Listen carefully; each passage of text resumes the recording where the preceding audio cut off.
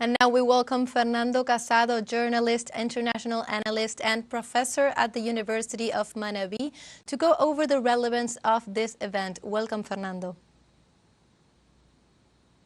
Hello, Belen. Thank you for having me. It's our pleasure. Fernando, this 8th CELAC Summit comes at a time of great challenges for the region. Why is this summit important in this context?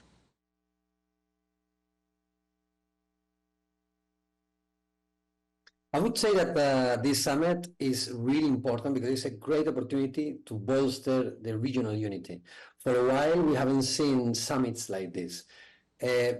Like during the first wave of the progressive governments in Latin America, we see how CELAC was created, how the UNASUR was consolidated, or other organizations like ALBA.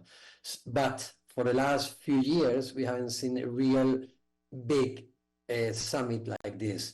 Again, it went back to the OAS organization, Organization of American States, that in a way is ruled by the US.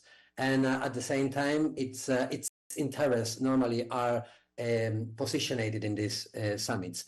Therefore, to have now a summit without the Northern American states of the region, where the subject of interest of the Latin American countries are going to be discussed, I think it's already an achievement, especially when for a while we haven't had this kind of summits that were missing because of how the region changed and went towards ideological, liberal, and rightist position. Fernando, world conflicts such as the ongoing genocide in Gaza has represented a major challenge for international mechanisms nowadays, including the UN. What role do you think that mechanisms such as the CELAC can play in this geopolitical scenario? I would say that it's a more diplomatic role at a very low level. Now all the hegemonic powers are putting attention into Gaza and the Israeli-Palestinian conflict. I think that it's important that countries like Chile, for example, has a big Palestinian population, and Latin America has shown great solidarity feelings and links with Palestine, recognizing and acknowledging Palestine as a state.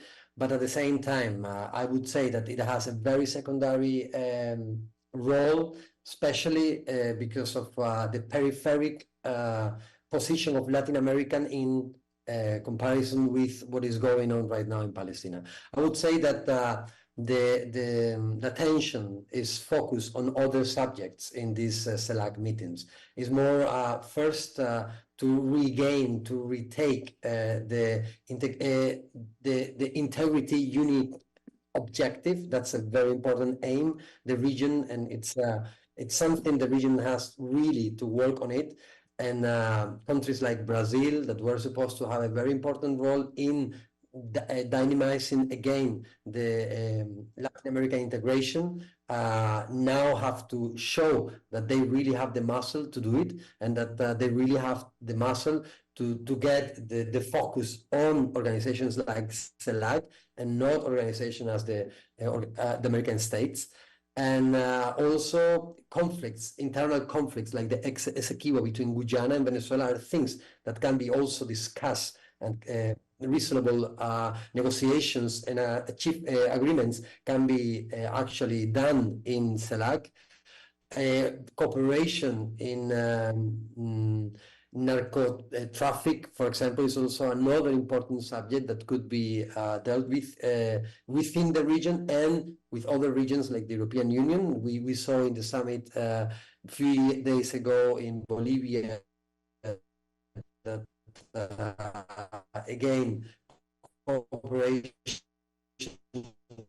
can be achieved.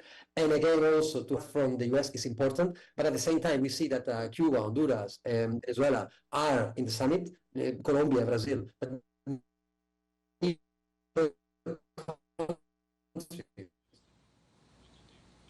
We were talking with Fernando Casado, international analyst and also journalist. We were facing some technical difficulties, but he was underscoring the importance of this CELAC Summit, basically in terms of international cooperation, and definitely how this bloc, this international mechanism, has been playing a key role in order to tackle issues that are facing the region, but also the world.